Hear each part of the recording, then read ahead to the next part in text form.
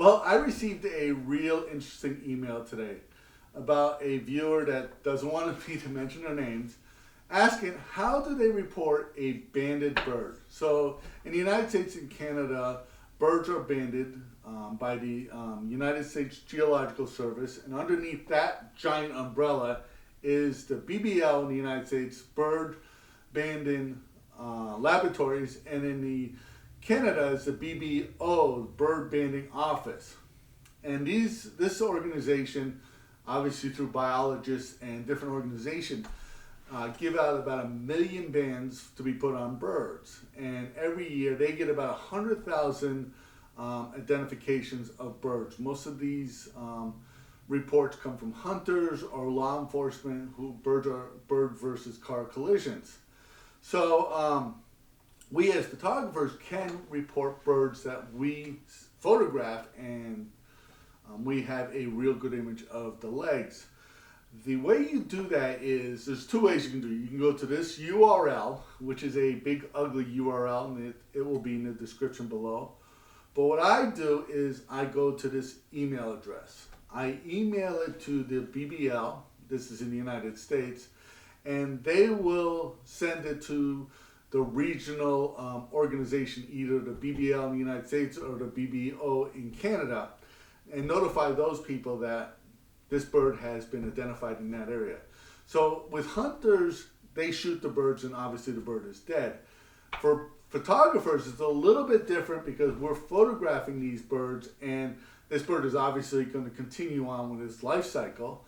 So it's kind of exciting for us to do this, and it's something that the BBL and the BBO have been working with, because biologists are excited about this, because this will give them a lot more information than finding the birds dead definitely gives them information.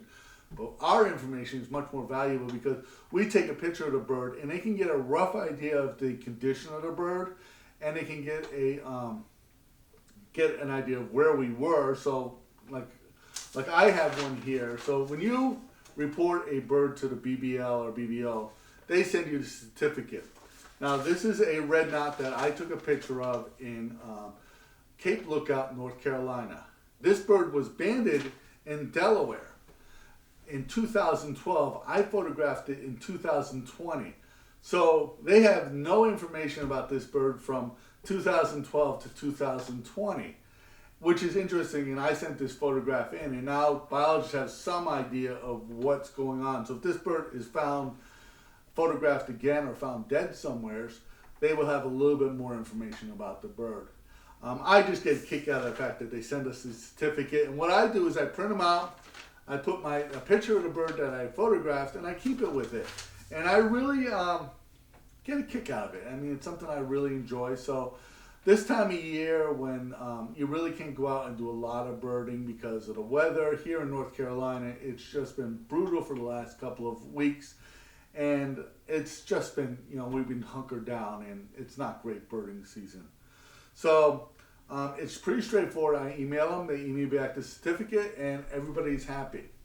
So I have also gotten some comments, emails about my 300 birds I'm going to photograph in North Carolina, and how they can follow along on how I'm doing on that. I do post those pictures on social media, which the links are below, so you can follow me on social media. I also will be making videos of ones that I can, but obviously if I'm going to photograph 300 species of birds and I'm only making 52 or even 104 videos, I'm not going to have 104 videos cover 300 species of birds. So the best way to find that information is to follow me on social media. So I'm hoping you enjoyed this video. If you did, please give it a thumbs up. Please subscribe to this channel because that really helps us in the YouTube world. And hit that notification bell so you're notified every time a video comes out. Leave your comment below. I respond to every one of them. Become a Patreon supporter. Your support allows us to keep doing this. My name is Leahy, and I want to thank you for watching.